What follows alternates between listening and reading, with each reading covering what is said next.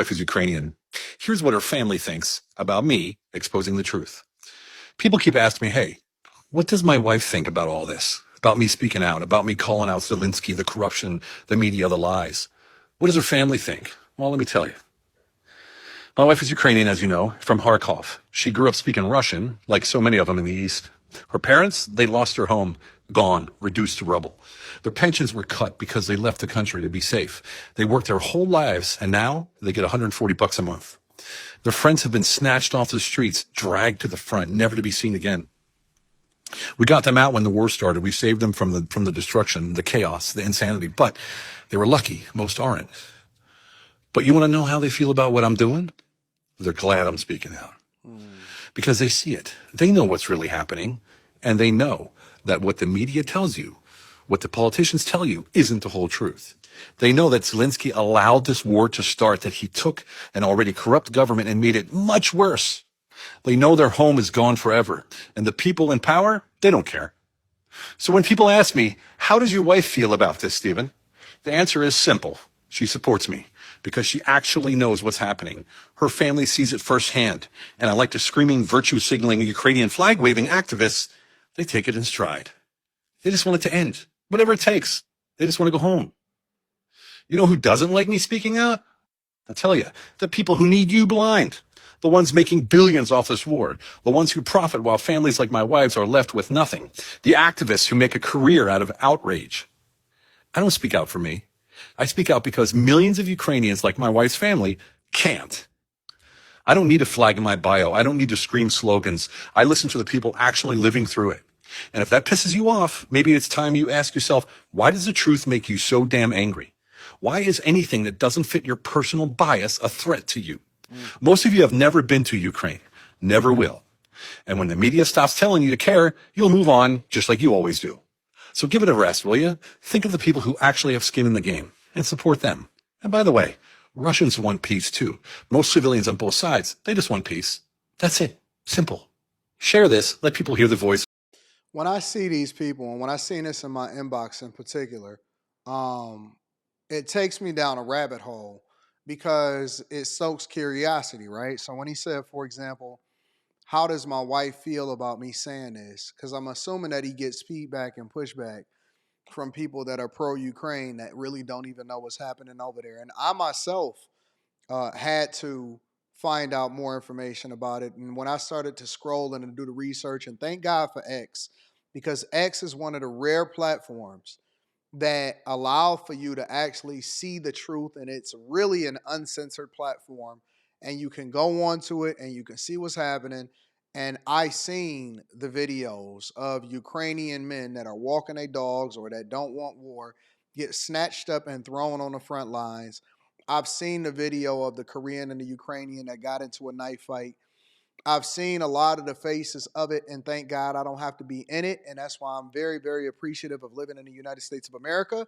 But I was able to see the difference between what's being shown to us and sold to us through the media versus what's basically being the truth, right? And so when I see these left-leaning Democrats and stuff like that talk about this propaganda and that they support Ukraine and all of that, it helps me to further solidify my ideas that I need to stay away from the Democrat plantation and that they are warmongers. And you cannot convince me that people in Congress are not aware of the things that's going on when we're able to so easily see and research and do all of the research to find out what's going on. You can't tell me that they wasn't funding a war that then enriched all of their friends and the people that was behind the scenes at the behest of the people that died during the war in Ukraine and between Ukraine and Russia.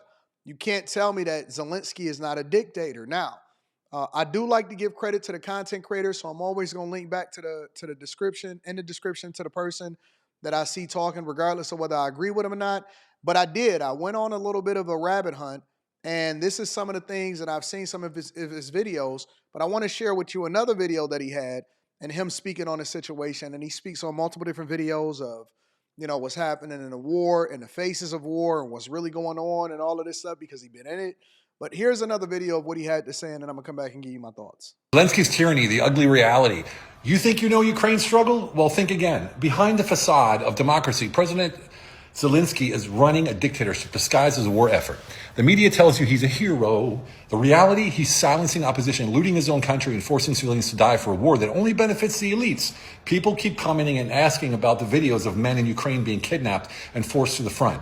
Use Google. They're everywhere. If you don't believe it, do your own research. It's real. And if you're still blindly waving your little Ukrainian flag on social media, writing Slava Ukraini like it actually means something, congratulations, you're playing right into the hands of the establishment.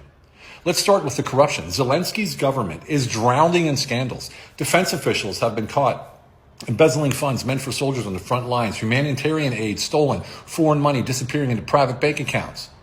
And while they're living in luxury, Ukrainian men and men are being hunted down like animals, kidnapped off the street, dragged from their homes, beaten, stuffed into vans, and shipped to the front lines with no training, no weapons, and no choice. And if you dare speak up, if you question Zelensky's war machine, you're silenced. Journalists who expose corruption are harassed, threatened, or worse. Independent media is being shut down. Opposition parties are banned. This isn't democracy. This is a dictatorship. Hundreds of Ukrainian friends, family, and people still living through this are begging me to share this information. This isn't Russian propaganda, friends.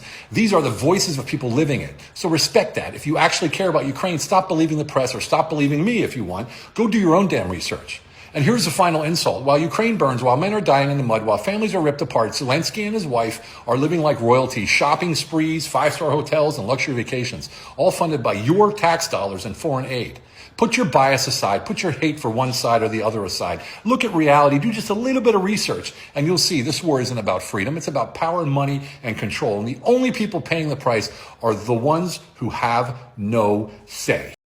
And, I'm like on this crazy, crazy um, deep dive into this whole finding out more and more about what's going on with this whole war machine and trying to figure out why are we so gung-ho about supporting the war in Ukraine? Why don't we want the war to end? Well, it's people that benefit financially from it, and so why would they want their they financial, even if it costs lives, even if it comes at the expense of American taxpayers, even if we continue to skyrocket the budget. Why did they, for example, attach the budget to fund and send billions more of dollars over to Ukraine to making sure that we protect our borders?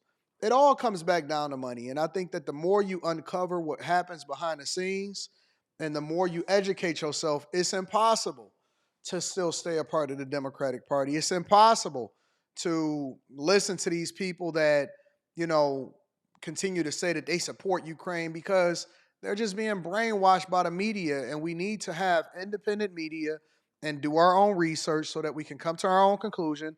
And of course, you're going to have people that disagree with you because, they're spewing talking points by what's been fed to them as propaganda so that we can keep this war going.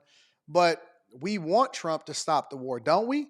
Why do we want war to continue? Why do we want, people to continue to die? Why do we want to give our taxpayers over? Why, man, I'm telling you, if you go and look at some of this footage of these people that's getting kidnapped and thrown on the front lines of, the way that this guy is living and gallivanting and doing private jets and living a life, flying around the world and pretending like he's petitioning leaders to get more money for the war effort, when in reality, he's just enriching himself while that entire country is drowning in scandals. And they don't even align with the way that you live your life. They're not liberal at all. They don't operate based off of what you think. They will absolutely castrate you as a result of it. But we continue to support something that we don't even understand, and we are advocating against peace, and we trying to figure out why Trump wants peace. Let me know what y'all think inside of the comments. Again, I always like to link back to the content creator. It's bad. It's bad. Let me know what y'all think inside of the comments. Make sure y'all tap into the Patreon. Link is in the description as well as pinned to the top of the chat.